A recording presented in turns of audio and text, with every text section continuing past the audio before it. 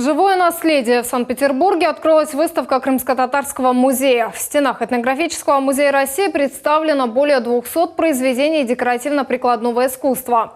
Это образцы вышивки, ткачества, медной и керамической посуды, ювелирных украшений и изделий из кожи и дерева. Всего свои работы представили около 70 современных мастеров. Также на выставке экспонируются изделия 19-20 веков, хранящиеся в фондах Российского этнографического музея. Крымско-татарское декоративно-прикладное искусство – уникальное явление. В нем ярко проявляется богатое наследие Крыма, формировавшееся на полуострове на протяжении многих столетий. По словам директора Крымско-татарского музея Софии Меновой, выставки такого масштаба – залог сохранения национальной идентичности народа.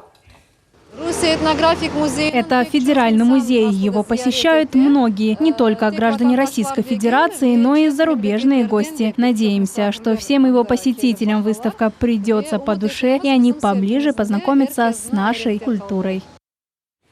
Выставка проходит при поддержке депутата Госдумы Руслана Бальбека и Министерства культуры Российской Федерации Крыма. Открылся на 6 сентября. Увидеть колоритные работы декоративно-прикладного искусства крымских мастеров жители и гости города смогут в течение всего месяца.